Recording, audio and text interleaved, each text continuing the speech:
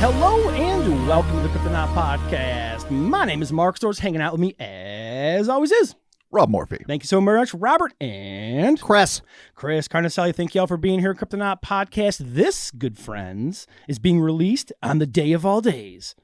Not Christmas, Cyber Monday. Oh. Whoa, Black Friday, Cyber Monday, shit. Gray Wednesday. Skynet Mondays. Yeah, right. Once AI takes over, it's just all fucking Skynet Mondays. All the deals you want. So up front, we're going to push product right here. Obviously, Cyber Monday. Check it out. Our TeePublic shop is at hellorspace.com, and our CrowdMade shop is at cryptonautmerch.com. The links for that will be in the description of this podcast. And it is the season to spend all your hard-earned money on all kinds of things that you may or may not need, or gifts for your loved ones.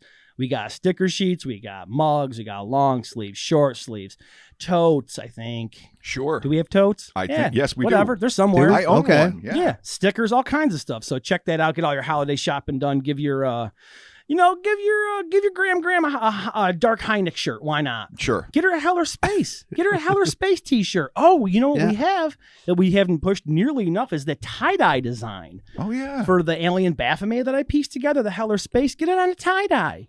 Get prepared for summer early.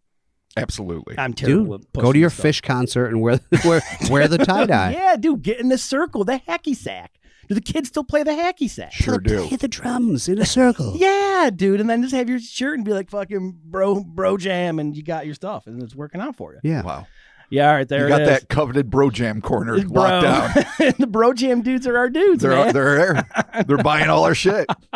Yes, thank you for joining us, Cryptonaut Podcast. This week we are talking about weird, wet, and wild, the moist menagerie. We go from super mainstream pale crawlers to just the dankest, the mushroom growingest fucking corner of the crypto world. Yeah, man, it's just going to smell like pump. Oh, yeah. It's a lot of pump. It's a lot of ocean stuff. Chris so and it'll I be fresh and salty. Yeah, that's fine. Yeah, okay. Chris and I did notice I like a good brine. Upon coming into the studio that the pump smell has dissipated. It followed us from your sister's basement a smidge. It did. But I think the air purifier helped, and the pump level is definitely down to a manageable level. It's Well, I used 9 spray bottles of the Febreze, That's true. fuck off odor, whatever it's called. Right. That's Fuck off odor. It's a great product name. My son's been big into that. He just like hammers his room with sprays. Like, it smells. I'm like, you're a grown boy, dude. You stink, man. It's gonna be a funk. Yeah. Yeah, Usually, it happens. You're a growing cheese boys machine. are immune to it. It's true. I'm gonna tell him that like Yeah. Chooch.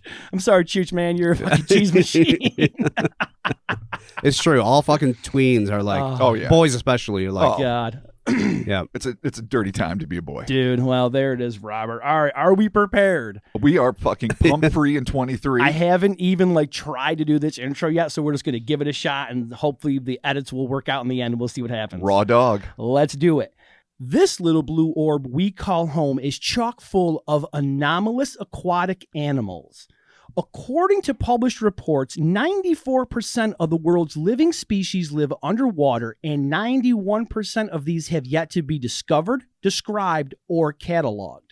Today, we offer a sample platter of the evidently endless paranormal parade that makes up this moist menagerie of monstrosities. Little sample platter. Man, Little that's- tasty treat. Oh, Is this some like- hors d'oeuvres? Dude, is this like when you go to the good Applebee's and you get the sample platter with your woman? You're like, we're gonna sample platter this. I have not had that Well, experience, but I suppose You it don't is go to very the- much like you don't it. go to the good Applebee's. With my woman, there's to no have such sample thing as a good platter? Applebee's. Yeah, I've never had the good Applebee's experience. Yeah. It's the diarrhea appetizer. Yeah, they're not a sponsor, right? Because that shit doesn't float. No, we already blew that whole sponsor card on Spotify with Patreon. So Fair enough. it's okay. Robert, let's fucking do this, dude. Our planet is weird, wild, and ridiculously wet. A few billion years ago, Earth was covered by a global ocean, a simmering, saline-filled pot in which the scientific consensus has it all life originated, or at the very least developed. Over millions of years of geological upheaval, pockets of land began to jut up from the churning depths, offering a place for intrepid pre-amphibians like lobe-finned lungfish to tentatively explore and eventually evolve, resulting in, after another couple 100 million years or so, terrestrial primates like ourselves and millions of other land-based species who've grown in numbers and swarmed to occupy nearly every square inch of habitable land. But that's still only a scant 29% of the planet.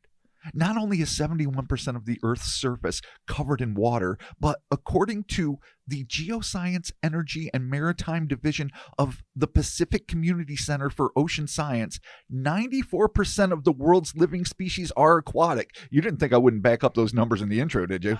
You went to... Wow, according to Gemma Yes. Dude. The indefatigable Jeptapukos. Best acronym ever. Just what a bummer working there. You're like, where do you work? Center for Ocean Sciences. Maritime. Of the Pacific Community Center for Ocean Maritime Division. Just shut up. Like, just leave me alone. It's not Woods Hole, okay? Yeah, phase, all right? Fuck you, phase. But if you guys thought we were done, okay, let's look at another set of stats. let's do it. On August 24th, 2011, Science Daily published an article claiming that the Census of Marine Life, a 10-year international project involving more than 2,700 scientists from 80 nations that recorded the diversity, distribution, and abundance of all life in the ocean, estimated that there are approximately 8.7 million species on this planet. That figure was based on a new analytical technique that calculated that there were at least 6.5 million species on the land and 2.2 million in oceans. Science Daily also reported that this study, which was published in the PLOS Biology, a monthly peer-reviewed scientific journal covering all aspects of biology, claiming that a staggering 86% of all species on the land and 91% of those in the seas have yet to be discovered, described, or cataloged. So we're talking big numbers here, folks. That's a lot. I mean, there's a wide range of stuff we don't know about. These massively lopsided figures should come as no surprise to cryptozoology aficionados or any other life scientist worth their weight in unprocessed guano. But it makes it crystal clear for those of us with a soft spot for alternative sciences that even ignoring the profound mysteries associated with ufology, parapsychology, esoteric archaeology, and other so-called paranormal pursuits, the hunt for unknown animals alone could occupy many lifetimes worth of legitimate study. I can't math for shit, but with the help of my trusty solar calculator, Earth First bitches, I can tell you that I found out that there remains, at minimum, an astonishing 7,592,000 undiscovered species that are, as we speak, crawling, climbing, flying, slithering, and, more often than not based on stats, swimming somewhere in the world while the bulk of the human race remains blissfully unaware of their existence. To put an even finer point on it, according to the May 2nd, 2016 news release by the National Science Foundation, the journal Proceedings of the National Academy of Sciences estimated that, according to universal scaling laws applied to large data sets, that's for you, Mark, the Earth could contain nearly 1 trillion species all told, adding that 1,000th of 1% are currently identified. Now, I know we're talking about microorganisms here, and we're talking about all sorts of shit. Once we get into the trillions, it's epic. Yeah. It's 1,000th of 1% identified. Rest of those motherfuckers creeping around.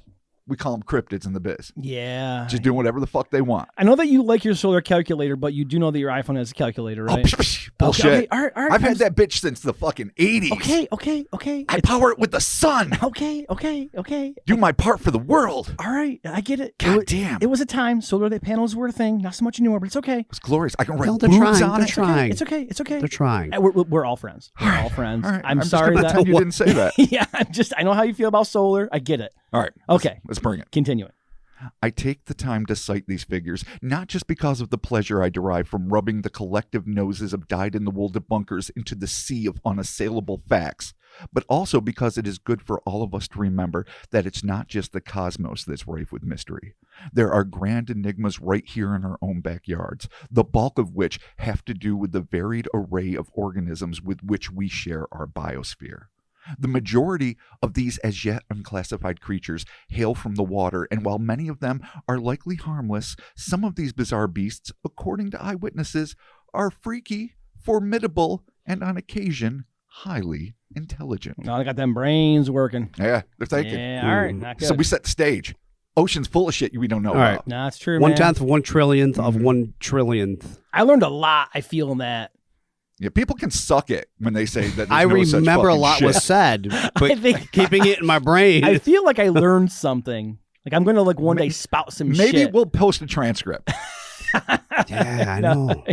Learning something on the spot is fucking weird. Yeah, dude. It's fucking education, edutainment. This is why I've always loved cryptozoology. Because as much as I love ufology, my aliens, my ghosts can do their shit. That's cool. Parapsychology, I'm all about ESPs and No, whatnot. yeah, for sure. But there's something about cryptozoology because it's just a fact. It's not even a pseudoscience, even though it gets cataloged as such. Right. It's like dead up. I mean, the stats there just show you dead up. Oh no, a fact. 100. Yeah, that's Most like, animals are not discovered. Yeah, no, Ergo, right. it's super legit. We should call it zoology. We have to call it cryptozoology because motherfuckers are only looking at shit they know about. right. Not all of them. There's a lot of intrepid scientists out there looking for new stuff. God bless them. Yeah. Well, But that's neither here nor there. Let's not dither. Let's get to the fucking moist monstrosities. all right. Let's moist it up, boys. Our first case comes to us from the November 13th, 2017 article, A Case for Underwater Aliens, written by author and chupacabra expert Scott Corrales. In his piece, he writes of an intriguing encounter chronicled nearly 2,000 years ago, way back in the day, folks. In the Christ. 2nd century AD, close, by Greek historian Pausanias, who in his 10-book travelogue magnum opus, Description of Greece, he went everywhere, all around the empire, wrote about the exploits of a large, smelly, hard-scaled, cattle-devouring carnivorous sea critter known as the Triton of Tanagra. How great is that name? Is that Dude, the beast at Tanagra? Dude, it's a fucking sweet kaiju, Oh, dude. it's a I know it Trek. really We're gonna is. fight Gamera. And Gamera will win, but only to save a baby. So wait a minute. Jesus was around, and so was like Kraken-esque. Oh, yeah. Yeah, creatures. dude. Jesus was with kaiju. Why do you think he walked on the water? Yeah, He wasn't dude. fucking around. Nah, He's like, dude. I know what's under there. Yeah. Yeah, it's Let's get this haddock and get the fuck out of here. We got a wedding to go to. Yeah, I'm bringing fuck the wine. this. Jesus, we're not We going only to the got 10. I'll make it look like more. Yeah, don't worry. Paul, Don't grab write the stories loaf. about That's it. all we need. Monster infested waters. No more. We got fish and weddings, folks. So this Triton of Tanagra is a creature not to be confused with Triton, the son of Poseidon, because that's the god's son. Okay. Yeah, well, that's what I thought of immediately. Yeah, we all would. Gotcha. So I had to say it. So what he wrote about was the Triton of Tanagra, how it came to be captured and killed. Pausanias wrote, quote, "At Tanagra in Boeotia, a greater marvel still is the Triton.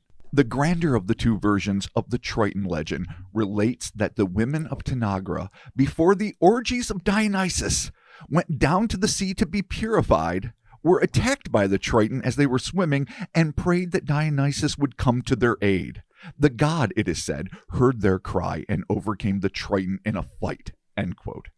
The skeptical historian goes on to say, quote, "The other version is less grand but more credible. 2,000 years ago, you have an historian talking about okay. fucking Triton saying, all right, so that's some bullshit. Let me tell you the facts." Well, when you're getting ready for an orgy Okay. and you get attacked by a sea monster, Yeah. and you're like, I'm not going to fight back. I'm just going to pray. I just wanted to clean my cooter for the orgy, You're just and fucking Triton of Tanagra comes. getting ready to Cooter. fucking- I'm dead. I love you. I don't know. Dude, what we to have a do. lot to I know, go. Yes, I we know. do. All right, So I know. let's- Okay, All right. so let's go to the practical version. I got to get it together. All right, focus. All right, The here we go. skeptical focus. historian went on to say, "The other version is less grand, but more credible. It says the Triton would waylay and lift all the cattle that were driven out to sea. He used to even attack small vessels until the people of Tanagra set out for him a bowl of wine. They said that, attracted by the smell, he came at once, drank the wine, flung himself on the shore, and slept. and that a man of Tanagra struck him on the neck with an axe and chopped off his head. For this reason, the image has no head, and because they caught him drunk, it is supposed that it was Dionysus who killed him. End quote. The moral of the story clearly being, don't fuck with Dionysus and his orgies, because that motherfucker will come correct. Yeah, I can see how this is more credible. Yeah. Oh, yeah, clearly. You understand where skeptical scientific reasoning comes into play. Yeah. The Greeks. Yeah, okay, yeah, no. Give him wine, he hangs out on the beach, you chop his head off. That's how it works. As you want. I mean, honestly, not a bad plan. No. I mean, if they like wine. Yeah, just get him hammered and be like, he's all fucked up, cut his head off. Not all fish monsters are going to go for the wine. No. Okay. All right, cool. This one is. Sweet. But Pausanias was not just a man content with writing history. He traveled to Rome to see the pickled carcass of a Triton with his own eyes, and he wrote, I saw another Triton among the curiosities at Rome, less in size than the one at Tanagra. The Tritons have the following appearance. On their heads they grow hair like that of marsh frogs, not only in color, but also in the impossibility of separating one hair from another. And I want to digress and say, if my grandpa said anything, it was like, that's tougher than combing a marsh frog's hair. Because that is a common reference point for all people. I didn't know the frogs had hair. No, I don't know. Yeah, I Googled it. There's marsh frogs. I don't think they have hair. They got like a sweet. Maybe. But who knows Maybe what they the have a Greek couple were things, calling though. marsh Who knows? frogs? It could have been a fucking, I don't know. Oh, that's true. God knows what. It could It could have been a muskox. Yeah. They called it a marsh frog. Well, they had apparently all kinds of monsters back then. Yeah, that's true. No, marsh monster, beast. Yeah, But apparently they have one giant hair on top of their head. just one big stalk. One big, like, Don King-esque stalk of hair that's just doing what it's doing. All right. Okay, cool. The rest of their body is rough with fine scales, just as is the shark. Under their ears they have gills and a man's nose, but the mouth is broader and the teeth are those of a beast. Their eyes seem to me blue, and they have hands, fingers, and nails like the shells of the murex, which, I had to Google that, is a carnivorous marine gastropod, or a predatory sea snail. Under the breast and belly, the description continues, is a tail like a dolphin's or a grampus, instead of feet. That's the end of it. This description sounds somewhat akin to that of a typical mer person, I say. But the thing in our next story is anything but typical. Oh, Segue. dude. So yeah, the Tanagra of Triton, fucking, he's awesome. But we got a book. It sounds cool. Oh, it's dope. Yeah. Ancient legends are always dope, and Yeah, all of course monsters they are. were smart, except for the Minotaur. I never know how to say it, just like a centaur. Yeah, centaur. Like that one was dumb as shit. Yeah, he for was, some but reason. but wasn't he? He was like stuck in a labyrinth. Yeah, he was stuck in a maze You know, he beneath couldn't- his parents' fucking house. He couldn't get out. I think it was like his mom banged a bowl. Something as you want to do. Yeah. I guess, right? I think it's a parable about stepsons, but I'm not sure. Oh no! No offense, stepkids rule. I mean, yeah, it's cool. yeah. Just don't bang a bull. That's probably a good idea. I mean, that's life lesson number 2. Yes, indeed. There it is. Moving on. Yes. Corellis cited his next account from the Charles Berlitz book. That's the guy who made the Bermuda Triangle, super famous back in the 60s and 70s. But from the Charles Berlitz book, Without a Wow. Nice. Without a wout. Without a trace. Nice. Nice. In the report, a commercial diver was working in the waters off the island of Bimini in the Bahamas when he had a truly bizarre encounter. According to the report, the submariner, a man named Bruce Monnier, was engaged in salvage work with his crew some 40 feet above the pristine white sand bottom of the ocean when he spied what he first took to be a quote-unquote round turtle or big fish. So maybe like a super sunfish, round turtle, a big round thing. Yeah, totally. Unable to discern just what he was looking at, Bruce swam in for a closer look. That's when he reported, quote, "It turned and looked at me at a 20-degree angle," end quote.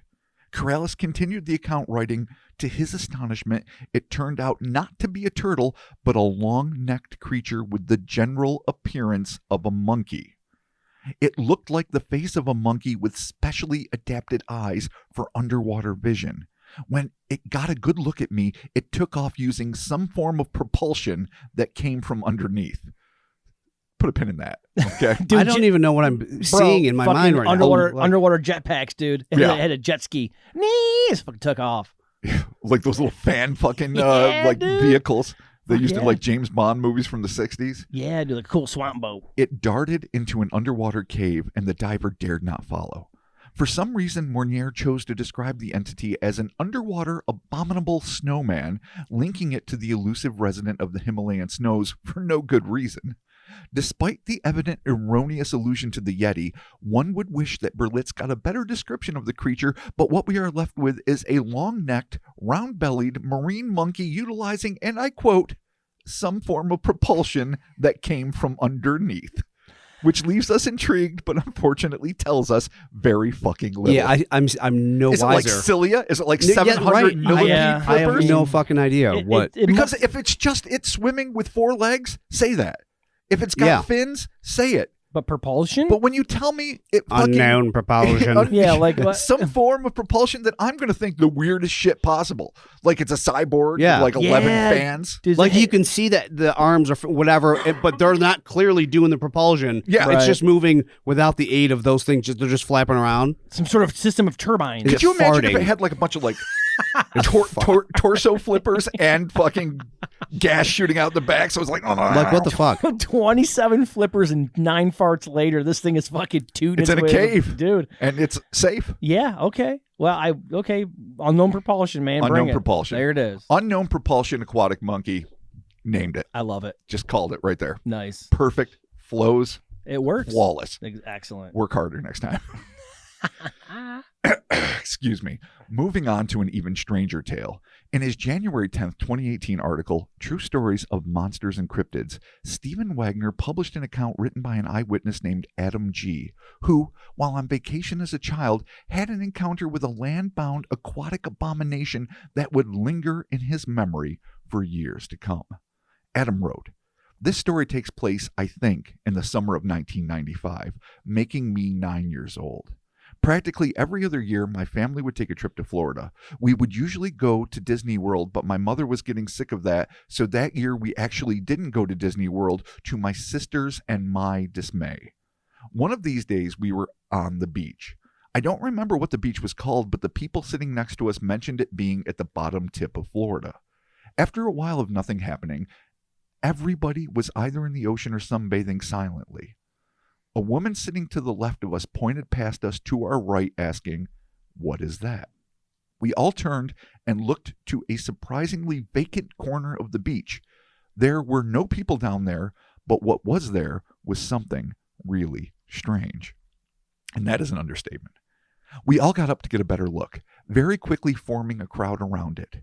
If I was to describe the creature we saw in one word, it would be cartoonish. Adam would go on to describe this uncanny animal, writing, "I will never forget what it looked like. It was green and looked like a ball of slime about the size of a basketball.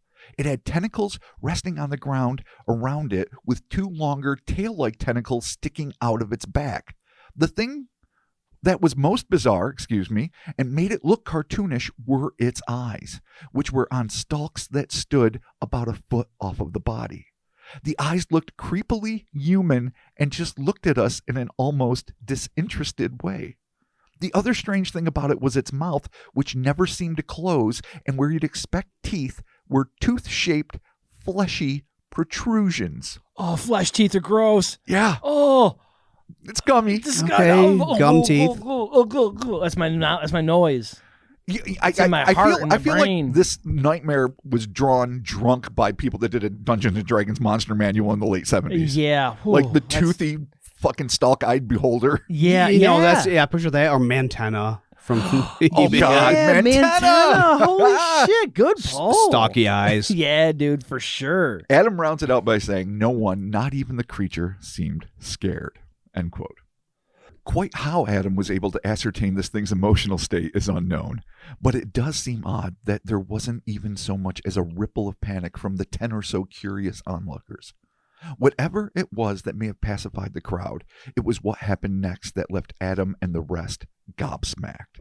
Even though the orbicular organism looked as if it was stranded on the beach, where one might assume it would be left to die with seagulls pecking at it before it eventually was reclaimed by the ocean, it still had some fight left in it, and Adam and the rest of the onlookers could only stare in wide-eyed wonder as the creature, quote, lazily slithered back into the ocean, unquote.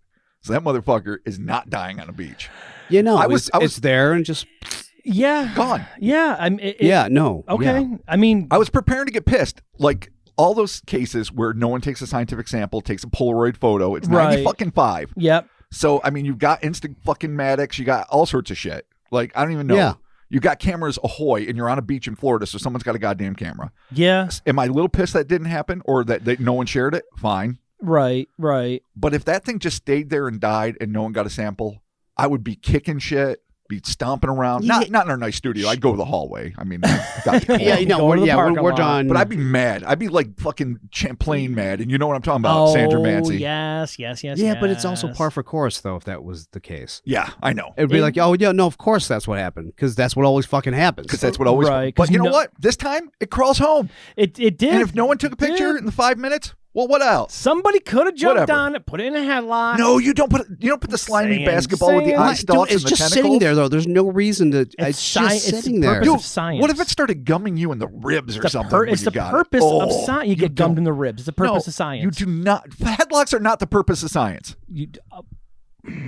Don't look at me, man. This could be a debate. This could be a goddamn debate. I don't All right, think fair yeah. enough. But Moving on. it was just sitting there, dude. It wasn't like We will attacking. agree to disagree. This thing had every right to go back to the ocean. Okay, I'm just saying. Yeah, Just rights. Just. Yeah, Jesus come on. Christ. Aqua rights. Rights. All right, fine. Stand your beach. All right, it's Florida. Florida rules. All right. Moving on. Yes. No, actually, fuck it. Staying here. Yeah.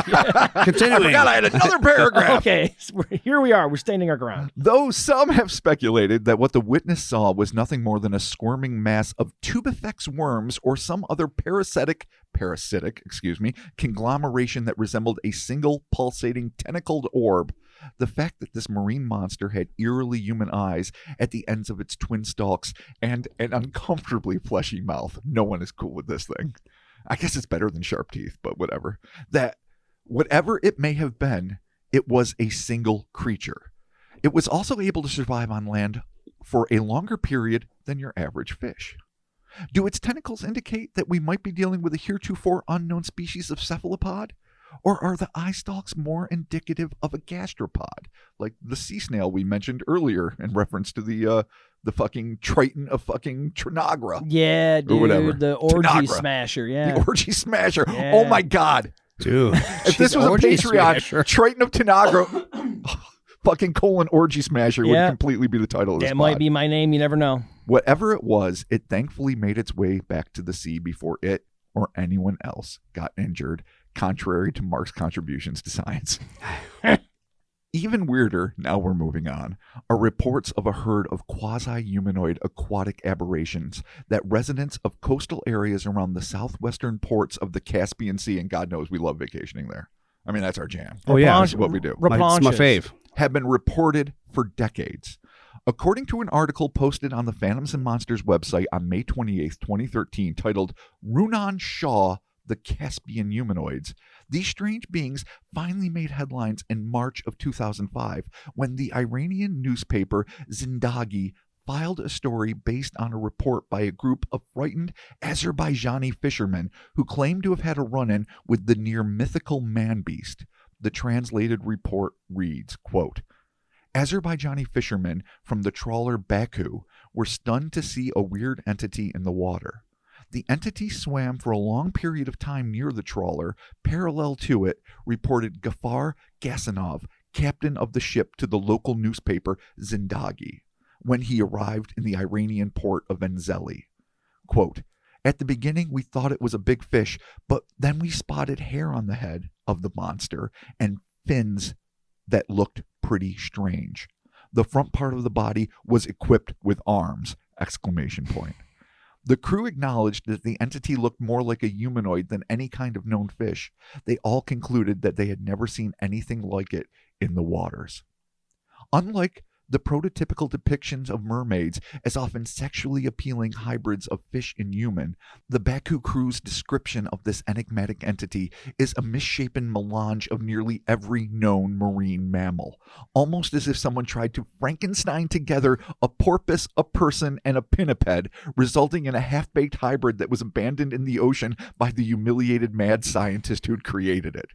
According to Casanov and his men, the roly-poly being they watched swim around their ship was no less than 5.5 feet tall, with a protruding belly, webbed, 4-fingered hands, and seal-like flippers where its feet ought to have been.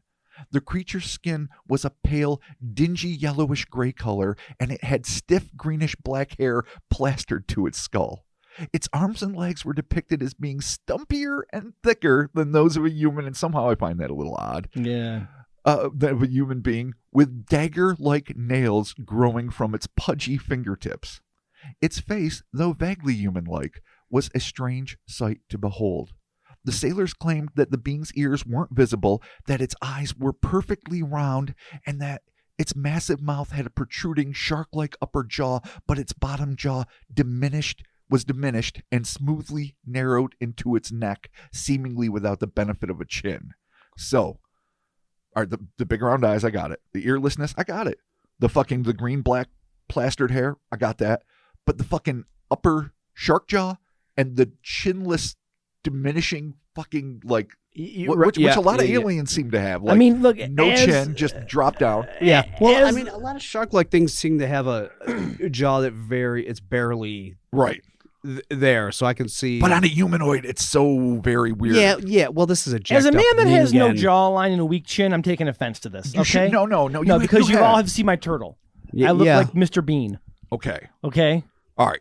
So you're no Bruce Campbell. I'm the exact opposite. You still have Joffrey in 23. a discernible chin and jaw. You guys have seen it. I don't want to talk about my shame. All right. So we're going to table that. It's fine. This isn't about you. I look like a turtle. It's about this fucking thing. Goddamn turtle. But you don't have like the shark upper lip, which might help. Yeah, I don't know. You don't have that. Could actually make it look a little better, honestly. At least you could have like a sweet Sam Elliott mustache. You'd have a lot of lip to work with. Yeah, I got nothing down. All right, so this thing is just a little bit fucked up. Yeah, this thing sounds awful. But we're not done. Okay. But if not its oddest attribute, then by far its most intriguing was the sharp, keratin-like tip of its large, hump-shaped nose, which formed something akin to a dolphin's beak. So weird shark upper lip. And I then don't know what that weird... means. No jaw, and then a fucking a point that was compared to its like fingernails. Huh. A beak. Yeah. I don't know, for like pecking like oysters out of the shells. I don't know what it's for. Yeah, I still don't know. I don't know what I'm seeing. This is it's hard. It's Yeah, a terrible amalgamation of things that shouldn't be put together. Like I said, it's Frankenfuck. It is seriously. It's the fucking Frankenfish of the sea, man. Yeah, this thing sucks. All in all, an animal truly unique in the annals of marine biology. Look, that's what you want to call it. Yeah. As happens all too often in cases where people have the courage to come forward with strange sightings, Captain Gazanov and his crew returned to Azerbaijan, where they were met with an onslaught of ridicule and were accused of drinking on the job. But while their countrymen were incredulous, the Iranians, who had for years heard of encounters with nearly identical amphibious fishmen, accepted the crew's testimony as truth. An article published by the Ukraine's BBS newspaper claimed, quote, "The Iranians took the report seriously because of numerous rumors about a man from the sea were circulating in Iran long before this report. After publication in the local newspaper Zindaji, I think I'm saying it right, I don't know, local Iranian residents wrote numerous letters to the newspaper reporting their own encounters with a similar entity." The original Zindaji article concluded in its account of the encounter by stating, quote, and this is where it gets interesting, "The amphibious entity then plunged deep into the waters and disappeared from sight. On an intriguing note, before the thing vanished, the crew of the Baku claimed that the fish that were caught in the nets seemed to sense the creature when it approaches and produced a barely audible gurgling sound. It is said that the creature answers the call of the catch by making similar throaty sounds," end quote. The BBS article elaborated, saying, "Interestingly, the fishermen have noted that the fish seem to react when the entity appears as if there were some kind of distant extrasensory communication between the entity and the fish." So now we're dealing with fucking Aquaman. I was going to say, dude, this goes into Aquaman territory, Yeah, man. this is their superhero? Yeah. I mean, he talks to the fish. Just grossy McGross guy here. Well, that's how Aquaman would really be. I mean, he wouldn't be Jason Momoa hot. Don't- Certainly wouldn't be Nordic Johnny from the comic books. Nordic Johnny. All blonde and blue-eyed and fucking Don't living in ruin the my seas. Aquaman for me. My Jason Momoa. Listen, I'm not shitting on Aquaman. okay. He's fine. Listen, he's the Lord of the Ocean. Yeah. If it weren't for Superman, he'd be the most powerful dude probably in the DC universe. Shazam. Well, I mean, You no, know. Shazam's a god. Yeah. Yeah, And then Dr. Fate. And Wonder Woman. He's still mortal. Yeah. Dr. Fate is made of magic. Dr. Fate is made of magic, Yeah. man. Yeah. Just saying. All right, so The Spectre. He ranks. He ranks. The Spectre. The Spectre. Okay. Okay. All right, so fucking he sucks. But my point is, he talks to fish. He makes waves. All right. Man It's makes fine. waves. It's fine. Metaphorical and Yeah. literal. Okay. Yeah. But anyway, this is Aquaman for real. Okay. Yeah. Gross. Maybe. Suckfest. Or 23. not. Yeah. Well, Yeah. It's true. Yeah. Continuing. Psychic or not, sightings of these incredible creatures, which the Iranians dubbed the Runa Shah, or sovereign of the waters and rivers, due to their inexplicable ability to lead schools of fish like some sort of subaqueous Pied Piper. Yeah, fish follow them. They don't chase fish and eat them. Fish follow fucking them. So another fucking chalk in the old little notch in the fucking Aquaman bedpost, as it were. Weird. Increased exponentially following the Baku's uncanny encounter. In May of 2005, there was a spate of reports coming from small fishing villages in the Lankaran Astara economic region, that's what they call their states, I think, of Azerbaijan, which borders Iran to the south and the west and the Caspian Sea to the east. In Iran, the assumption was that this increase in reports of these usually rare animals were due to not only the underwater volcanic activity that began near the seaside city of Babel Sar a month earlier, but also as a direct reaction to the environmentally catastrophic intensification of oil extraction in the Caspian Sea. According to the BBS article, quote, the theory is the creature is not alone and that there is a family of underwater humans who are on a mission to tackle environmental problems in the Caspian. The reproduction of flora and fauna in the Caspian has significantly deteriorated due to a surge of offshore oil production operations and underwater volcanic activity. The Astrakhan fishermen have long complained about the decrease in the stock of sturgeon, end quote.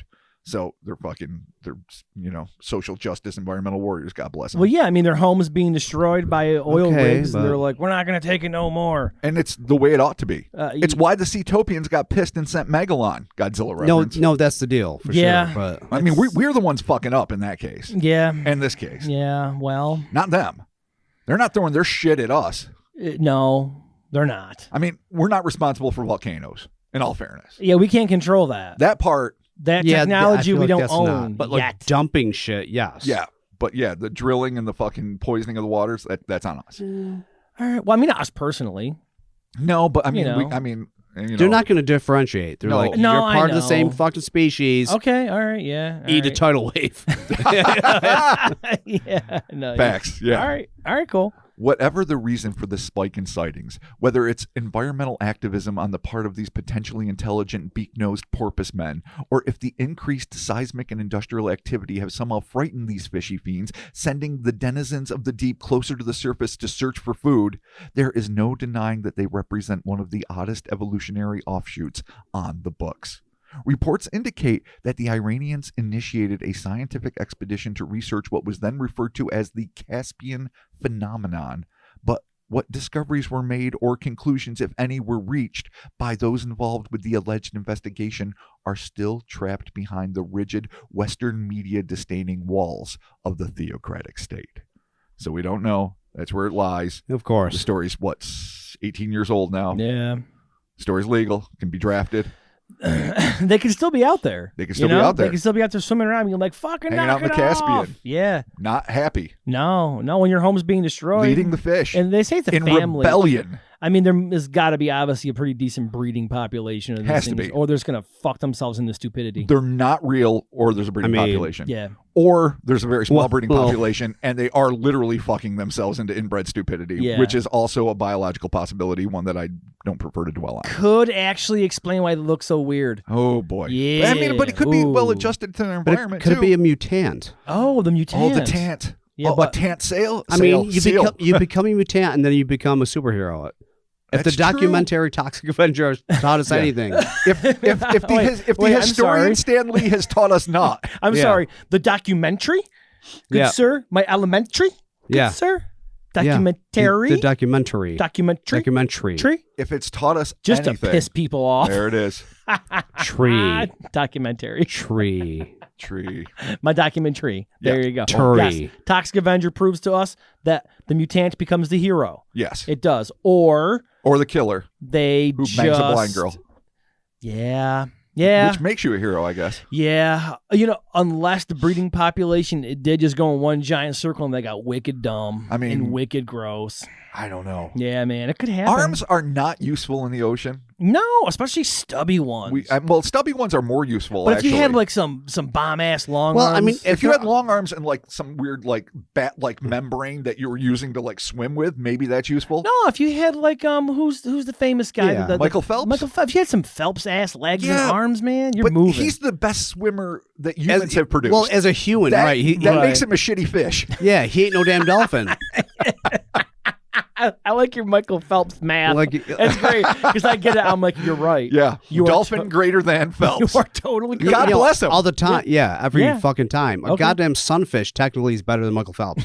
He might win at first, It's but like science. he's Yeah. losing the long game. In the long game, yeah, 100%. That right. big round bastard's gonna go for it. Yeah, Yeah. No, you're right. He is no sunfish, good sir. So tiny arms might be helpful. I mean, seals Yeah. don't have giant long flippers. They have little stub ass things, and they maneuver wicked well, well. a lot of things, otters, like things that you Yeah. are water They based. got the baby arms. Yeah. yeah.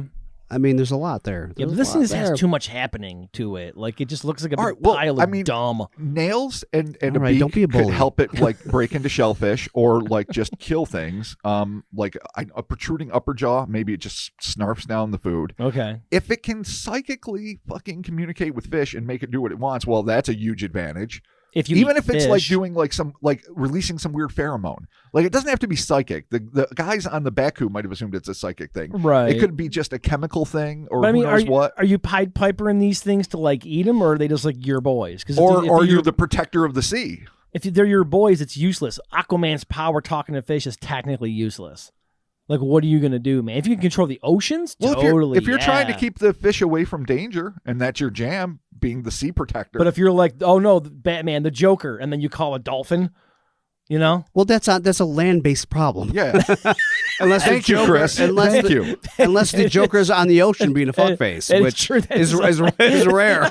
Yeah, It is ocean land- jokers are fucking I guess terrible. I guess I didn't think about that. Yeah, like Aquaman can't do shit when he goes to like fight like dark side. He's got nothing. Well, it's true, and let's not assume that he's a superhero in the traditional sense. If it's just a creature that is just like maybe a vegetarian or a vegan, just eats kelp and whatnot, and Right. wants to protect his fishy friends, Okay. he doesn't think of himself as a hero. He's just doing what he does. Right. Well, I hope you know what. Or Yeah, she. no, yeah, that's the deal. I hope these things found peace. I do too. Yeah, honestly. You gotta root for these ugly fucks. Yeah, You gotta. Yeah, They're not doing anything wrong. You- They're just no, fucking swimming they're around just- trawlers and Yeah, I mean, I don't want to bring up a headlock, but oh god, one of the sailors should have jumped in from the Dude, back. it has no chin. What You is can't- it with Dude, you it's gonna peck the headlocks? fuck out of you with its you nose can't, beak. You can't get your arm under its chin to hang on to Oh, it's it. gonna It's dig the chinless. fuck out of you. It's goddamn chinless. Yeah, I mean, how there's you- a lot of other ways to get rid of a problem like that, other than wrestling it in its or environment. maybe was this True. like? Could you get Like a there's picture? harpoons, Could you- spears. Oh I- god, and you're just making it worse. Yeah, but you're right. I didn't even. No, go to- I'm just saying. I didn't even wrestling it in the It's true. water is not All right. the fuck. If you need to fucking get rid of it, To give the devil his due, the devil being Mark I mean, I didn't Stores, say like shoot there are it. easier ways to kill this thing than a headlock. that's all I'm saying. A net, maybe. Like some backwoods fishing when you shoot carp with a shotgun. Jesus Christ. They just do it to this thing. Poor bastard. On the other hand, I'm rooting for these fuckers, and I Listen. want to think they're the No, kings yeah, of the Caspian. it's- I'm going to it's go fine. back to my original statement. I hope they found peace. Yeah. With whom I don't know. Which is weird because you're not a peace guy. No, I'm really Not not. usually. But I hope these things. Yeah. I hope they make a home. It's the Thanksgiving season. I'm feeling better. I mean, I think they live in the Caspian. Okay. Maybe not. Maybe it's a migratory thing. Maybe they just go there to fuck and they go back to wherever they come Yeah, it from. might be just on their way to Yeah. Could be Yeah. a spawning thing. wherever the fuck they're going. Yeah, underwater caves. Yeah. Yeah. Okay. Laying some seed, going home. There you go. Banging it out. Fair enough. Here we are. Science, our strong point. I think we nailed it. We did we totally crushed it. Our next case comes to us from author and cryptozoologist Brent Swanser, who I believe we dealt with in the Pale Crawlers quite extensively. So thank you, Brent. Yes, thank you very much, Brent. In his 2017 article, Bizarre Underwater Encounters with Ghosts and Mysterious Monsters, we will not be dealing with the ghosts here today. Dude, underwater ghosts? There are lots of them. It's and cool. one of them is Scooby-Doo as fuck, like literally the dude in the deep sea diving suit. Oh, the glowy. Oh, man, really? It's crazy. My favorite. Okay, Well, one day we'll do sea ghosts. All right, can we do the Willowa one? Oh, no, I remember the Willowa one. That's my favorite. thing. Yeah, I love that. Goddamn favorite episode. It's so cool. That's one of the creepiest monsters they ever drew. I love that thing. Me too. Man. Oh, yeah. Now I'm And thinking I do love the goddamn space ghost. Now, obviously, the the coast to coast space one. coop? No, yes. But Yeah. with the fucking obviously a skull and a fucking helmet is something that appeals to me. Duh. Yeah, no, Robot that's our monster slash our shit. Yeah. So yeah. That is our jam. Classic glowing. Yeah. That's awesome. Okay. All right. All right. Okay. So here we are. In the summer of 1988, a professional scuba diver named Robert Froster, I keep wanting to call him Forrester, but he's not. It's Froster. He makes the cake. He frosts it. Was diving somewhere off the coast of Florida when he had an encounter that would forever taint his relationship with the ocean. I said taint. You- You did. It means two things. All right, 12-year-olds. It means two things. Yeah, I want to shout out our I was boy. trying to let it go, but it didn't happen. I'm going to shout out our boy on Discord, Heller Taint. Oh, yeah, Our, God bless our him. guy. Oh, there you go. God What up? bless. Oh, Heller Taint. thank you. According to his account, Robert was swimming near the ocean floor when he suddenly caught a flicker of movement out of the corner of his eye. Turning to see what had caused the disturbance, Robert could just make out what looked to be a fast-moving humanoid figure before it was swallowed up by the murky cloud of the sediment it had kicked up. Intrigued, he swam closer to the silhouetted form that seemed to be unnaturally undulating in the swirling sand fog. As he stared, Robert realized this thing was making its way toward him. Though it was still obfuscated, the diver could see that whatever was lurking in the sandy cloud had long arm-like appendages, what you were saying would be useful, Phelpian, if you will, Oh, yeah. tipped with razor-sharp talons that seemed to be reaching toward him. It's got little Freddy Krueger hands. Little Freddy Krueger. Well, I'm thinking more like gnarled, like little, like oyster shell fucking eagle talons at the tips Okay. of fingers. Not super Slender long. fingers. Okay, gross. Yeah, not the pudge. Slender. Yeah, gross. Without warning, the creature erupted from the swirl of sand, revealing a living nightmare that seemed to have exploded, fully formed from the pages of a mythological text. Swimming before the submariner was an unmistakably feminine form. She had flowing hair and smooth skin that slipped down into an array of scales. Oddly, the diver made no mention of a fishtail, simply that her lower half was scaled while her torso and head were not. So the rare two-legged mermaid. Oh, this is classic. I mean, someday we're going to do a pod on the maids, the Okay. mers, All right. but this is not it. This is pseudo things that are sort of like All that. right, man. We got some scales and some ladies in the water. Though she may not have been a classic mermaid, the creature, like many of her alleged ilk, seemed to have a decidedly malicious disposition. Robert wasted no time in turning away from the thing and swimming at breakneck pace for his waiting boat. And he got away. I was going to make it dramatic, but it's really not. He just gets away. Okay, well, go good. When asked about the incident, he would later claim, quote, "I've never seen such evil hate in the eyes of any human or animal before." Oh, that's a statement. Evil hate. Evil hate. Okay. So Robert feels that way. All right. I mean, Okay. well, The he, Froster spoke. she looked at him, and he was just like, And he was- oh, she's mad. Yeah. He Like understood. sometimes when your better half looks at you and you're like, I don't know what I did, but I'm sorry. Yeah. I apologize now. But when it's not your better half and it's underwater and you can drown. And you're probably stoked. You're like, yes, finally a mermaid. I'm going to be able to live Splash, the movie. And then you're like, no, this thing sucks and wants to eat me and kill me. Seriously doubt anyone who saw a mermaid that would be their first thought. Like, Splash? Daryl Hannah. Yeah, John Daryl Candy's Hannah. my bro. Dude. I mean, only Gen Xers Splash Yeah. fucking rules. and some wishful boomers. Don't get me wrong. Like, that's about it. Yeah. Wishful boomers. I mean, Yeah. I enjoyed the film for I what it love was Daryl worth. Hannah. That's No, great. Oh, dude, Mr. Man- Mango on my shoulder. Man, it made me want That's to the best tub. part of the movie. No beef It about made any me of want it. to have a clawfoot tub so I could put her in it. If I'm under the water and I see a mer person, my last thought is the romantic tryst we're going to have on the fucking shores of New But York it's City. always been put in our minds, man. Mermaids. That's what you fall in love, I dude. just The disagree. Little Mermaid. Well, see, She fell in love. I know more lore than pop culture. Not in the original. okay. Was a Mermaid debacle. lore, they are fucking predatorial monsters. Okay, all right. They I can't- fucking hate you, I land can't boy. have my- it's okay. Oh, okay. Sorry I called you land boy. Yeah, that was wow, not appropriate. Jesus Right, Christ. land breather. Yeah, yeah, really. Whatever that means. Oxygen lover. Nice feet. Wow. Yeah, exactly. Nice fucking Nice feet. fucking feet. Way to go, legs. So they come in pairs, huh?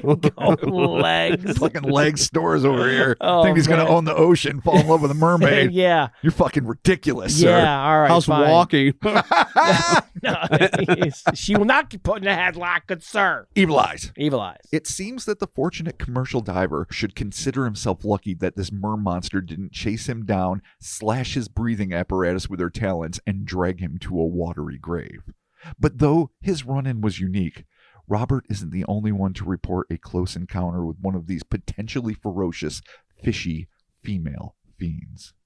Swanser presented another account hailing from August 1991. According to his report, an unnamed scuba diver was swimming in the deep waters of the Black Sea, approximately 300 feet off the coast of Cape Aya, off of the Ukraine's now contentious Crimean Peninsula, when he had a brush with the unknown.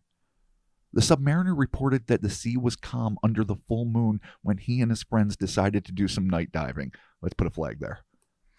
What the fuck are you doing, Yeah, bro? man. Night diving? I mean, I've gone night swimming in shark-filled oceans. It is something Okay. I've always regretted. I guess really, though. It's terrifying. I mean, as long as you have light, it's not really, because it just seems like you're going down to like the abyss. Yes. Yeah. Yes. Yeah. Mm-hmm. Mm. Okay. You know, I don't want to dive in the day, let alone. Yeah, no, I'm not doing any In of the this moonlit night? regardless. Yeah, I don't know. Maybe there's something to night diving, you know? I mean, maybe. Night diving with me, night diving with you. There you go. Okay. Yeah. Hey, Holding- Enya. Jesus Christ. Yeah. That's my next record that no one knows like Enya, I about, don't dude. care. And Yeah, your and your tribute. fucking rules. Leg Stores presents the Enya Tribute album. He was swimming through the dark water when he suddenly felt something poke his shoulder. He whipped around, assuming it was one of his buddies playing hell with him. But instead of a laughing friend, all he could see was a swirl of water. In an effort to catch his friends in the act, the diver started swimming toward the commotion, but there was nothing to be found. Deciding that he was done fooling around, the man turned and began making his way back toward the shore. Suddenly, he felt a stronger blow hit him in the shoulder. The diver whirled around, no longer amused, and that's when he came face to face with the unfathomable. According to his report, the man found himself nose to nose with a strange woman, but she was no ordinary human. Her flesh illuminated the water around her with a slight bioluminescence. But as disconcerting as that must have been, what truly shocked the young eyewitness were the otherwise normal-looking woman's eyes. They were much larger than those of the average human, almost like anime eyes. But more alarming still, they were jet black. Suddenly terrified, the man jerked back and began swimming toward the shore as if his life depended on it. And perhaps it did. As always happens in the ocean current, and I can speak to this from fucking experience, it takes one forever to swim back in. But this terrifying situation was only exacerbated by the fact that the swimmer could hear the thrashing of the black-eyed woman, not only keeping pace, but gaining on him. As he began to find his footing in the rocky sand, the man lunged toward the safety of solid ground. But if he assumed he was safe from the creature's grasp, he would be sadly mistaken, as he was struck a third time by the distaff demon. He spun around and once again looked into the face of this incomprehensible entity. But this time he was surprised to note that her big black eyes seemed to be looking at him, not with a gaze of malevolence like Robert Foster had experienced, but with a distinct expression of disappointment. Oh, isn't that the no. worst? Even disappointing ladies in the Okay. ocean. Oh, boy. man. Nice track record, dude. Bummer. She's like, oh, you're him. Who don't you Ugh. disappoint? Wow. Yeah. Oh, sorry. She saw his feet and she saw his legs and she's like, you're dumb. Okay. Unconcerned with her apparent disapproval of his behavior, the man rushed onto shore, this is a quote now, and looking back, he could purportedly make out a silvery body splashing on the surface to disappear down in the black depths. End quote. But mere moments after his horrific brush with the swimming unknown was over, the diver found himself obsessing over what he'd encountered, likely wondering if he'd missed a golden opportunity to commune with another intelligent species, one that may well be much older than the human race. After all, whatever the black-eyed woman's agenda might have been, she clearly meant him no harm, as she could have easily pulled him under, but seemed, in retrospect, only interested in getting the human's attention. As the days slipped past, this young man found himself dreaming about his silvery night swimmer, wondering who she was and where she came from. He felt compelled to return to the location of this encounter over and over again, but as much as he longed for a second chance at contact, he never again saw the ethereally glowing face that had once so frightened him and that now he found to be all-consuming. Oh, he's got a crush. He has an undersea crush. Yeah, big black eyes, glowing skin. I mean, they can be hot. Dude. And then she's like, she's disappointed. Shark eyes don't usually do it for me, but... Yeah, well, I mean glowing pretty girls with big giant eyes. This has got to be one of those like missed encounters you can post on Craigslist. Like, saw you under the ocean. You looked at me disappointedly. Crypto call Craigslist, me. Yeah, call me. Call me. Sorry. Yeah, I was a little nervous to talk to you, consumed as I was with terror. But do you have phones under the ocean? Wow. If so, call Conch. Yeah, 111. Dude, yeah. Conch. But as disappointed as this haunted young man may have been, he may have been one of the lucky ones. As in light of our penultimate story, it seems there are some highly intelligent ocean-dwelling species that have a dark side.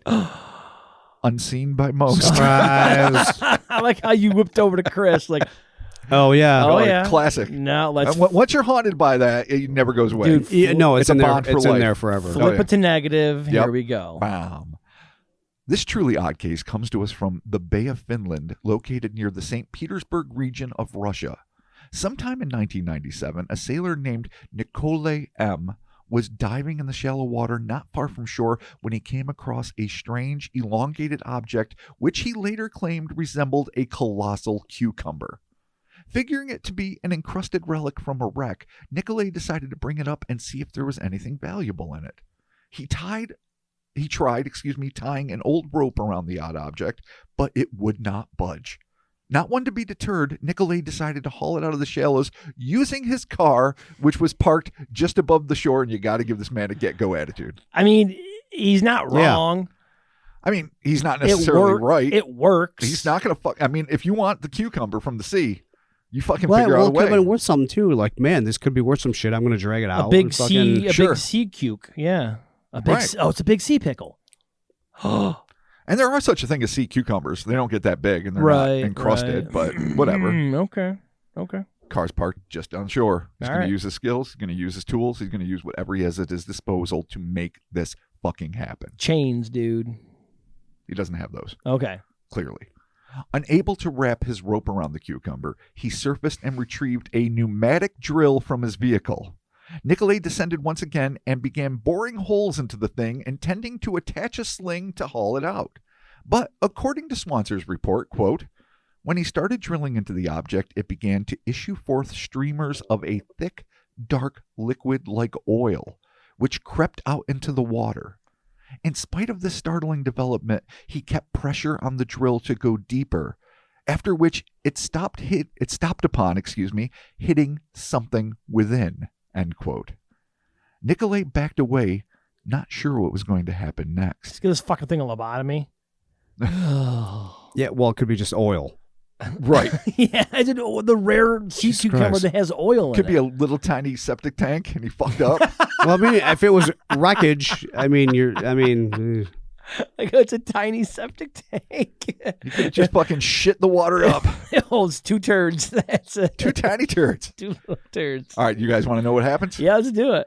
Suddenly, the object split open to regurgitate a massive bubble that, to the man's shock, contained a humanoid creature within it. Oh. It farts out a little person. Oh no, dude! It was incubating the whole time. He was cocooning. Oh, and a weird sea cucumber filled with turds. Yeah, that's how it would really work. It wouldn't be like glowing things at the bottom of a pool in Florida like the fucking Ron Howard film from the 80s. Yeah, no. It'd be like some shit-ass encrusted sea cucumber. Okay. All right. Well, we'll see. Okay. The being had porcelain white skin and a bleeding wound where his drill had struck it. Needless to say, the disturbed and wounded creature was far from pleased. It fixed the diver with a malevolent gaze, lashing out with jagged claws that sliced through Nicolet's arm. Knowing it was a fight-or-die situation, the diver raised his drill and began lunging at his attacker. Yeah, now it's a full-on fucking duel. Now it's like the zombie fight between the zombie and the shark and Lucio Fulci's, seminal 79 classic, I think it was. I dare say you had an opportunity here for a fuck or fight situation. But he's not going to fuck this thing. He's got the drill. That's not even enough. Get out of here. No. Just saying. There's no fucking vault. It's not even close. Love could be found. Oh, Stop. I think you're confusing it with the last story. A new species. Love could be found. You don't go in for a hug after you've drilled the thing out of its cocoon. Love will find a way. Okay. All right. I like your hope. There you go. There it is. Lunging at its attacker with a fucking drill. All right. Taking out sizable hunks of its glistening white flesh. Weird. Love. Weird way to attack something with a drill. Well, that's all you got, and but you're I mean, underwater. if the drill bit's long, but if it's just a little, tiny drill bit, like what You are you do gonna whatever It's you a gotta fucking do. weapon. And it's Yeah. also pneumatic. Like this thing's attached to a hose with air. You're not So like, it's fucking, it's pumping out the jams. All right. Okay. Ba-boom. All right. I'm That's saying the sound of an underwater drill. Ba-boom. I love it. I There it suppose, is. as All far right. as I know. Bring the ba-boom. It was then, at the least opportune moment, that the wounded Nicolay lost consciousness. That's how you lose the fight, guys. Oh, yeah. Quote, the next thing he knew, he was being dragged from the water by rescuers. That's a turn in his favor. It was found that he had sustained deep cuts on his arm and lost a piece of his hand. But there was no sign of the strange cucumber object or the bizarre unearthly occupant. What did the man see? Was it some sort of cocoon? If so, for what? Nobody knows. And that's where it has to be. Just some weird humanoid incubating in a sea cucumber And it pops out that you drilled unthrilled into. because it's hibernating for fuck knows how long. Maybe that thing needs to sleep for 76 years. Yeah. No, I was thinking that maybe it was like some form of... The cicada of the sea. Yeah. Or that's the way it wraps itself in that shit to just take a nap for a couple hundo years. But it doesn't want to be drilled into. Yeah, or maybe it was weird. its egg. Maybe that's... That's how it it's hatches. born. Yeah, okay. But it hatches ready to fucking scrap. Yeah, no, it's pissed. You drilled it. All right, well, don't Last of drill, its kind. Don't drill into sea cucumbers. Fair enough. There you go. You guys ready? We're ready. Our final, and in some ways most haunting case, takes us back to Scott Corralis's A Case for Underwater Aliens article. In it, we are treated to an account which he referred to as a tropical nightmare, and considering the potential implications of this event, that would seem to be an understatement. The story was originally published in a 2016 book by Spanish journalist and ufologist Juan Jose Benitez. In his collection on paranormal encounters, the author and UFO investigator included an incident that allegedly occurred in 1969 on the Caribbean island of Antigua. This utterly unnerving event was related to him by an unidentified U.S. veteran who claimed that he and a few of his buddies, who, depending on which branch they were serving in, were either stationed at the Army Air Base at Coolidge or the Naval Air Station at Crabs, bases that had been established on Antigua in the 1940s when the U.S. was embroiled in anti-submarine warfare against Nazi U-boats. Either way, it would have been like a half-hour drive across the island. It's not a huge place. Right. So they're both legitimate options. So the men had gotten a pass and had decided to do some night fishing in the stunning body of water known as Mamora Bay, which is located on the southern shores of the island. Corralis set the scene, quote, the group found a choice location among the rocks and arranged their fishing poles. As the sun went down, the soldiers became aware of a group of locals on the beach some distance away who had lit a bonfire on the sand and stood around it forming a circle. The Americans soon realized that what they took at first to be a friendly gathering was in fact a religious ceremony. The islanders sacrificed a chicken and poured its blood into a wooden bowl, held in the hands of a celebrant who moved away from the circle to kneel in the sand, facing the water, end quote. Not sure what was going on, the American voyeurs watched from the cover of their perch, expecting little more than to see some interesting, albeit bloody, local color. But what happened next would change everything. Quote, "We suddenly saw someone come out of the water," the soldier told Benitez, recalling the moment. "We were speechless. It wasn't a skin diver, it was a person, but a lot taller. Standing well over 6 feet tall, he walked slowly and surely toward the men in the circle." End quote. This looming masculine entity slowly and steadily walked onto the beach. In the light of the moon and the crackling bonfire, the American soldiers could see that the naked figure was lean yet muscular, and even though its form was unquestionably humanoid, this thing was anything but human. The first key difference were its huge webbed feet.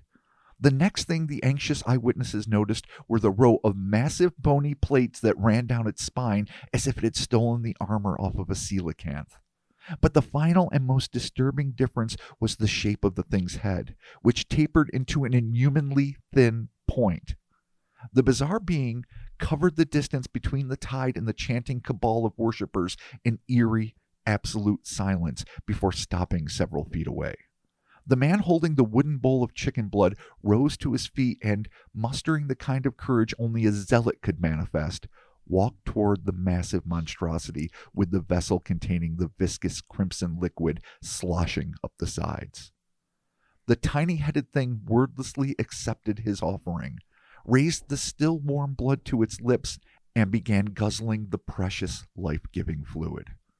The sacrament consumed, or its liquid lunch finished, whichever the case may be, the being returned the wooden receptacle to the human, turned around, and slowly, silently retraced its steps back into the dark water. Dude, is there such thing as like a sea vampire? This could be it. I mean, why not? Well, maybe. But I mean, this is still. I mean, this is akin to a lot of just like deity. You make sacrifices, they come, they do the thing. Oh, 100%. And Yeah. I will be Like, touching on that. okay, Chris is all right. absolutely right. All right, man. Sea vampires for life. The Americans could only stare in slack-jawed disbelief as the locals stood in mute, reverent silence until the bipedal beast once again vanished beneath the waves. Without so much as a word exchanged between them, the U.S. military men abandoned their fishing gear and got the hell out of there, lest their spying on this sacred ceremony result in one or more of them replacing the chicken's blood with their own bodily fluids. The unnamed veteran told Benitez, quote, "We left our fishing gear behind and ran away. We went back the next day, but there was no one there. There was no evidence of the previous evening's events beyond the remnants of a bonfire," end quote.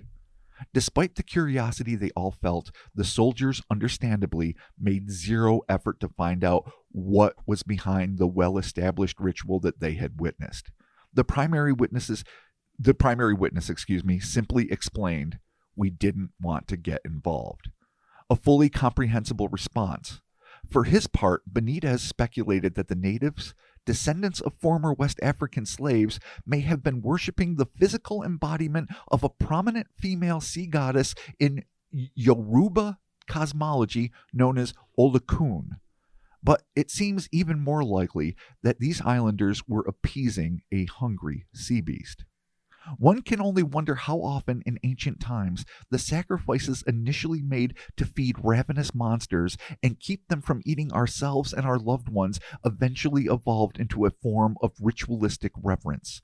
From a socio-cryptozoological perspective, and yes, that's a legitimate perspective, it makes sense that what began as merely feeding an insatiable beast might become a form of sacrifice and veneration, eventually evolving into adoration and finally full-on idolatry.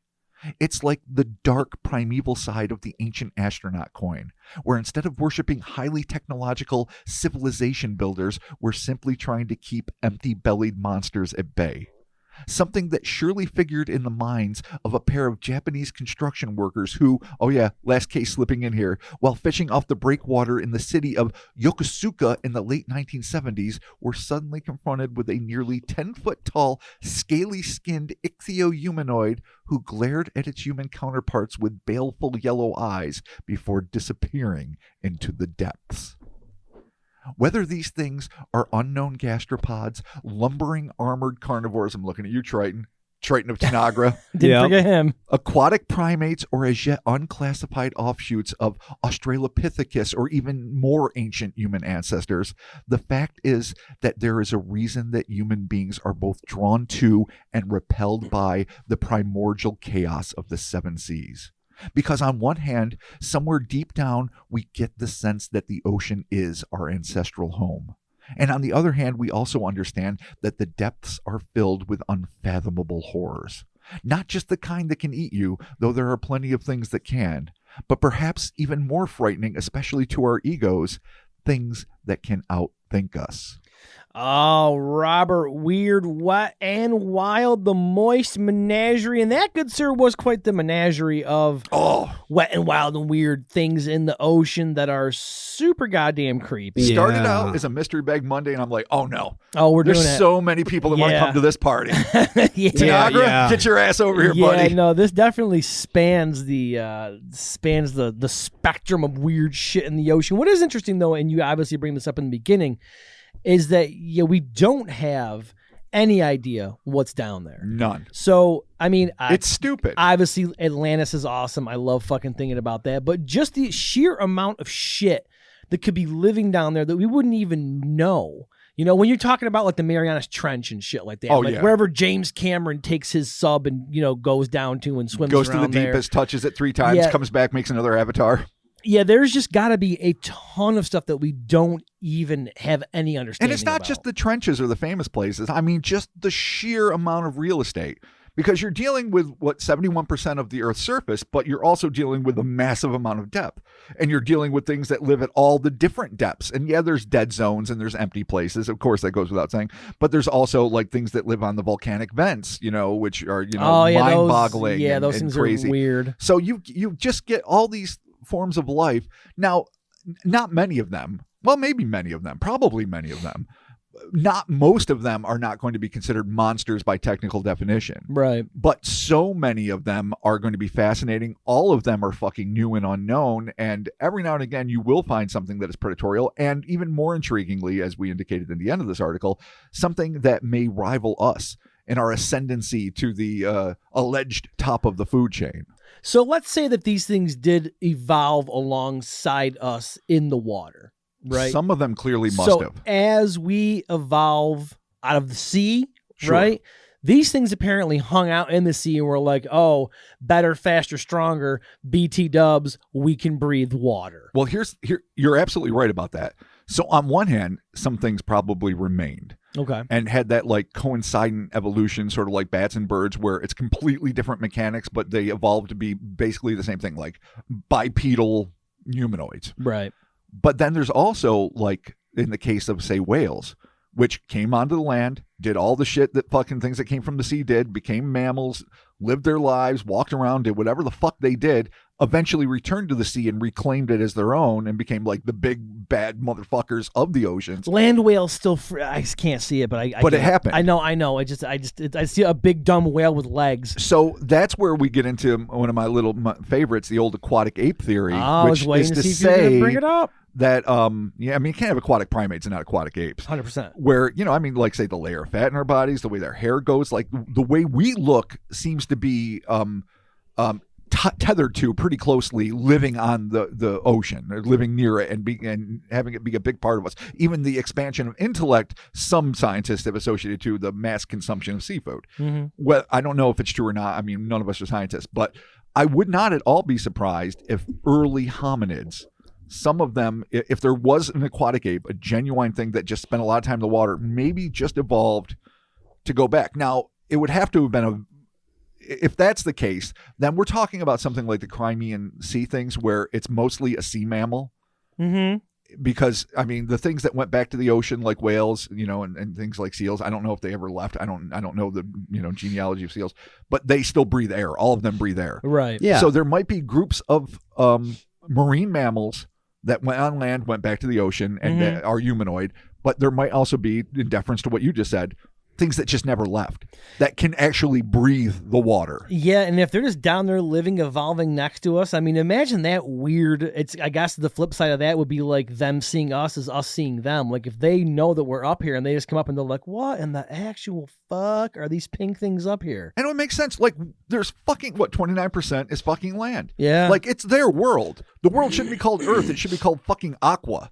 And it's their fucking planet. So owned by Nestle, good sir. Yeah, so we're just oh boy. They're just visiting up and like going to like some tropical resort or something and like peeking up and going, ooh, the way like people go on like scuba retreats to a coral reef or something, and they're like, fuck are these guys?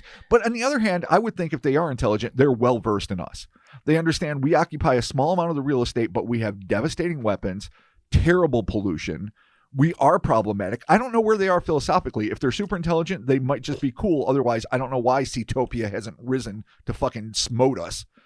And if they're just animals, then they're just like fucking crazy fucking landmer people. Then again, if we got whatever. 29% and they got all that room, they just might not care. They're like, fuck it, give the monkeys their land that explodes with volcanoes, and we'll just be hanging out down here. All of that makes perfect sense, even though there are underwater volcanoes, except for fucking all of the hydrogen and thermonuclear tests we've done in the ocean.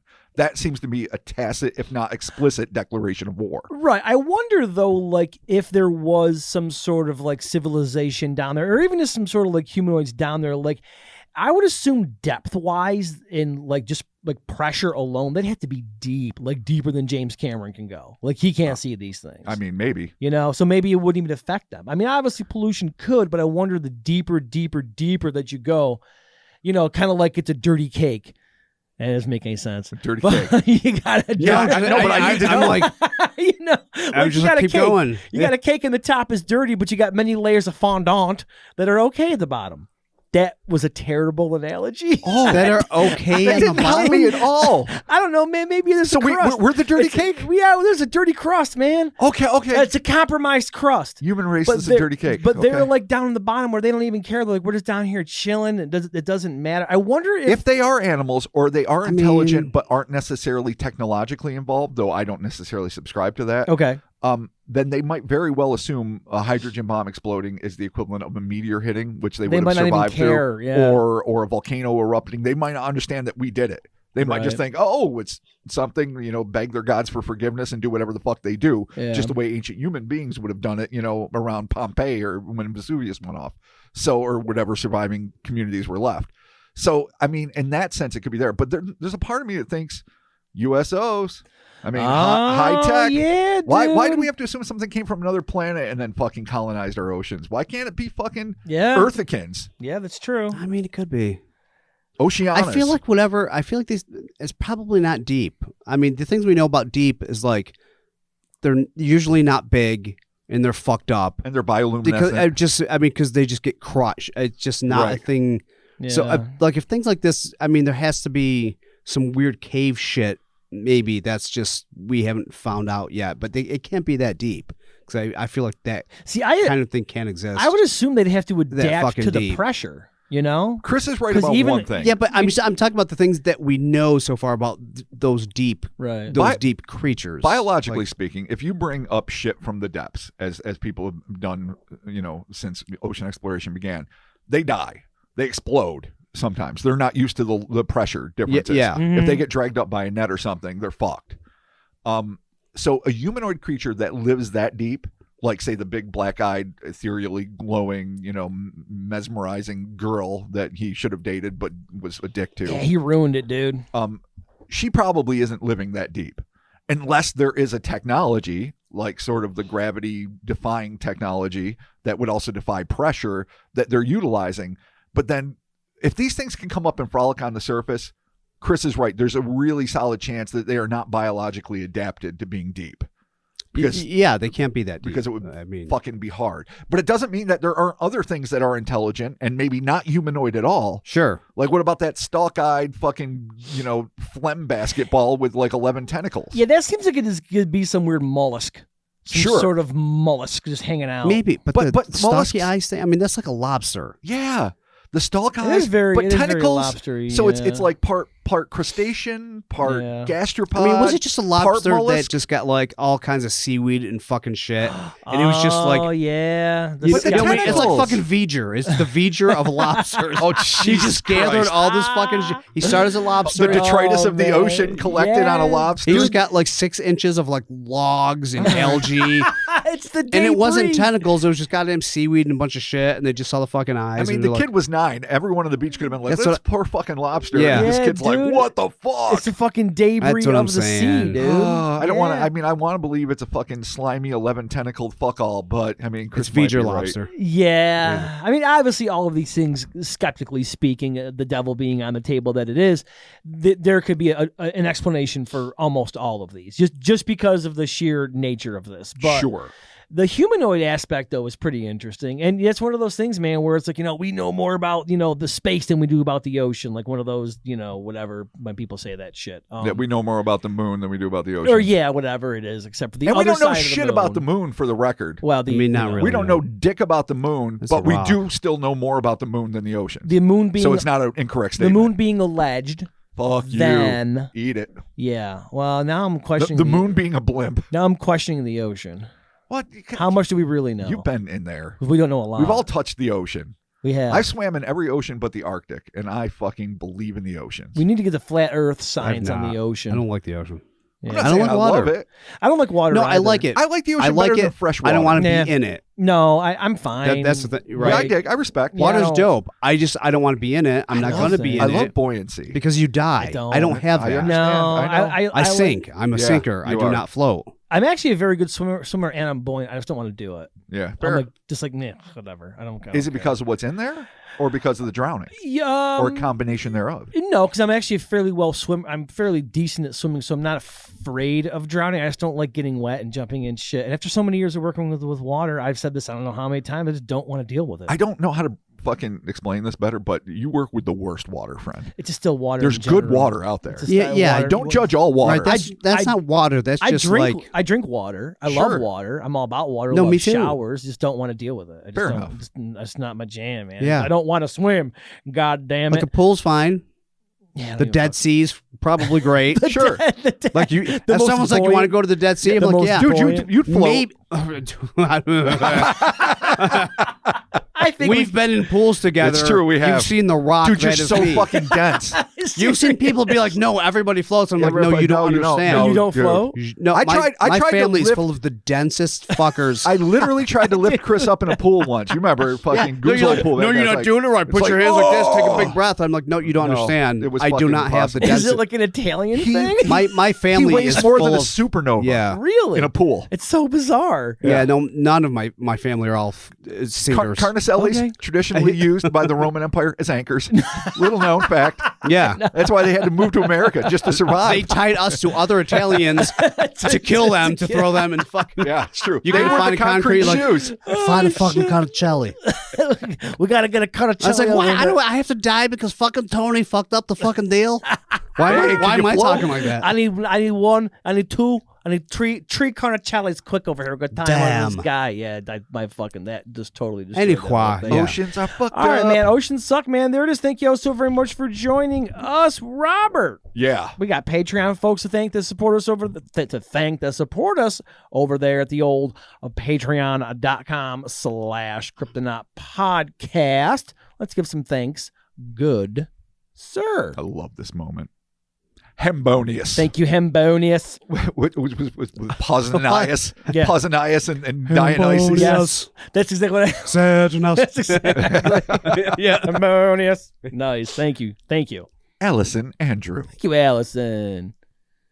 Gillybird. Oh, what up, Gillyberg? We appreciate it. Serena DeRosa. Thank you, Serena. Xanthos Nightshade. Thank you, Xanos. Nice shade. What up? Amanda Cox. Thank you, Amanda. Daniel Dominowski. Thank you, Daniel. Martin Poles. What up, Martin? Thank you. Hells. North South Martin Poles. Nice. Magic Man 54. Thank you, Magic Man. Rosewood. Hell yeah, Rosa. We appreciate that support over there. Gabe Locken. Thank you. Maybe a fan of Dockin. I don't know. Could be Dude. Loken. Could be Dave Loken. Could be. Yep. Could be. Okay. Yeah. Well, regardless, It wouldn't thank you. rhyme that way. Yeah. No. You know the band Dokken? Bro. The great 80s band Going to see Dokken. fucking Dokken.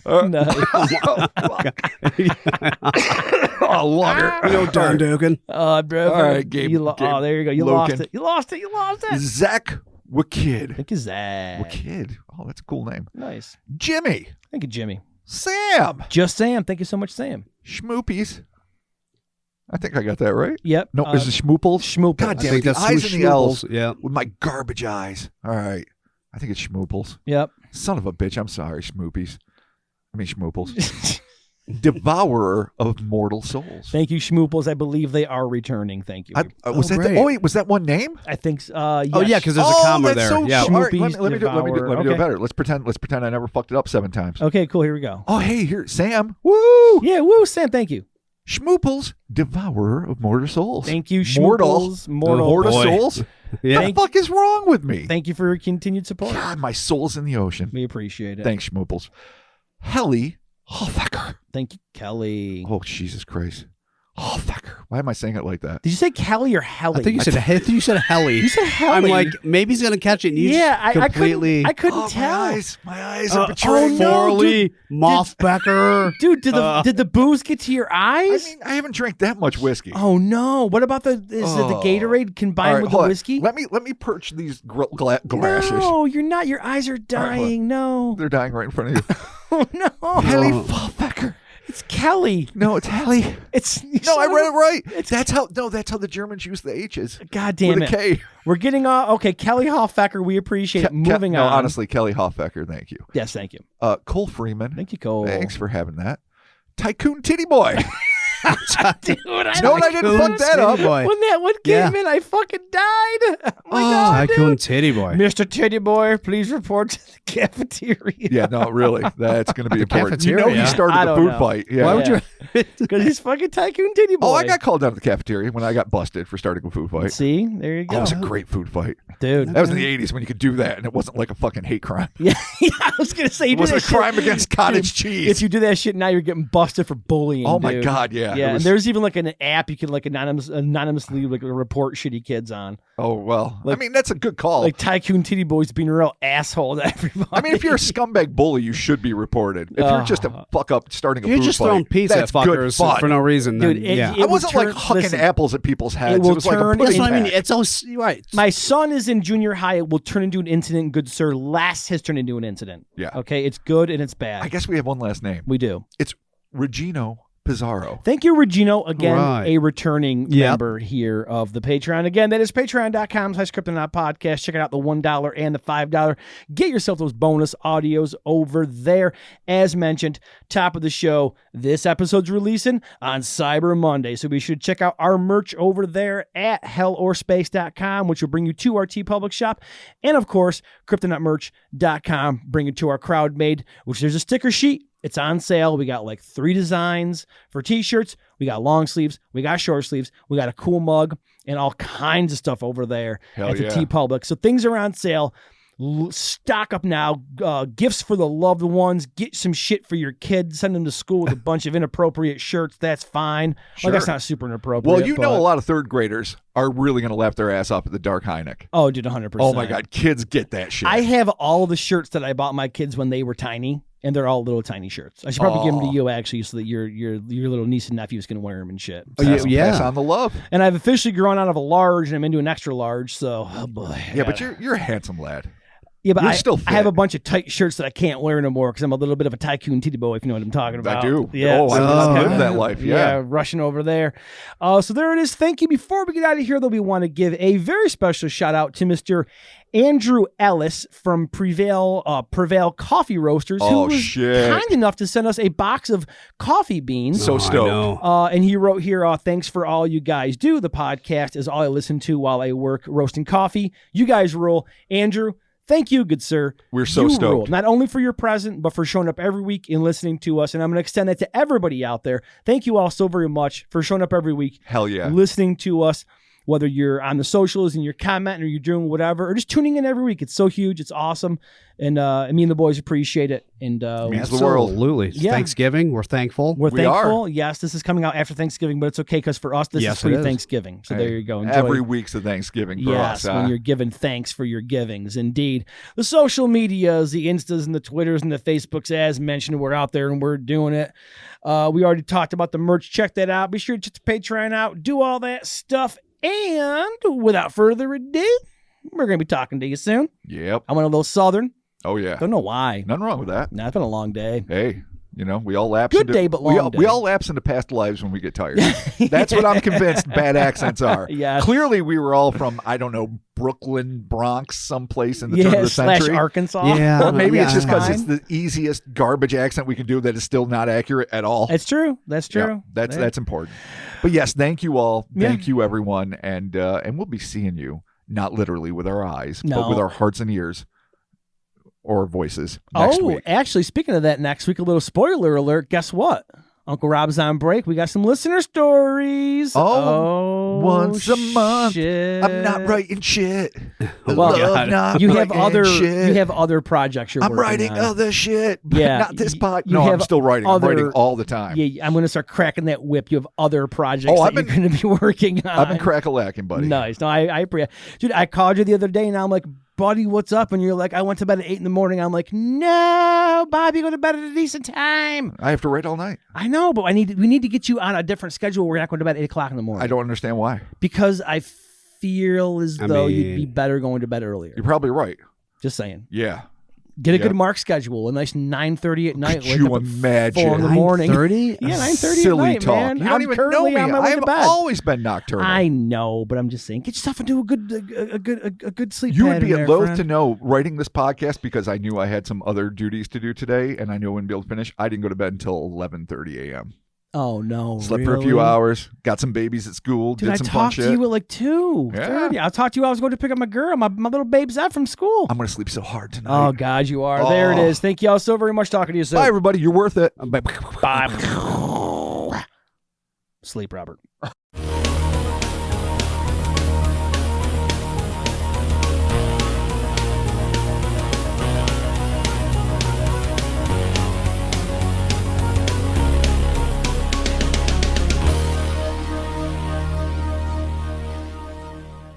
This little blue orb we all call home is chock full of anonymous aquatic animals. According to published reports, 94% of the world's living species live underwater, and 91% of those have yet to be discovered, described, or cataloged. Today, we offer a sample platter of the evidently endless paranormal parade that makes up this moist menagerie of monstrosities. I probably should have stopped you, but you said anonymous instead of anomalous. I wasn't sure if he did Oh, too or shit, not. really? I Yeah. thought he did, but I was like, But maybe you I were, heard it wrong. you were going on such a flow, I didn't want to fucking step on it. Anomalous. Damn it. You did so good, too. Yeah, Okay. just say the first sentence. Yeah, Can that's you- why can you- I didn't Okay, say cool. Yeah, anything. can you cut it back? If you just cut it backwards, it's Oh, fine. yeah, no, totally. I can do that. Okay, wait a minute. Hold on. Or Okay. read the whole thing again, just if you want to back up. Anomalous. No, because according to, I can do that. Ready? This little blue, this little blue orb, God damn it. I just got to get into a flow. Once I do that, it'll be on. No, This is a lot of Flow. descriptors. over millions of years of geological upheaval. Oh, dude. I think one of these days you got to narrate I one. can't. Oh, for Jesus shits and Christ. giggles? Yeah, the, Oh, my the God. edits will be 7 pages. Like, you can bane it. Nobody, yeah. Over a million years. upheaval! Pockets We'll be of expecting a land. geological pocket of land. Intrepid. That went somewhere else. Don't even just say random words in the sentence. Intrepid. friend. Occupy! Explore. Amphibians. I chose the amphibian. You didn't. Wow. All right. There it is. There it is. All right. Over millions of years. You're good. Yep. The grandfather of the two. No, the grander. Yeah. You're okay. You got it. You had me for a second. I'm like, the fucking I'm grandfather. like, oh yeah, you just the grandfather go for was it, a man. monster. I almost wanted. I thought Add to the lore. They're not even interchangeable. The grandeur of the two. Their grandfather was a monster and knew Jesus personally. How the fuck? Hug the Christ. The 14th Apostle Triton. He was a monster. Could you imagine? The 14th Apostle Triton. I fucking knew it. James, Paul, fucking Triton. Triton. Triton the Elder, Triton the Lesser. Jesus, does he? I mean, the dude just tramples everything. He's fucking shit up. Can we not? Look, he's cool. Can we all not? right? He's still better than Judas. He's super. Yeah, fuck Yeah. Judas. He's super cool. Yeah, Judas okay? is father. Triton's pretty dope. Oh my god. And he loves wine, as we'll find out. all right. But here we go. that's not the point. All right, you can pick up at the grandeur of the two versions.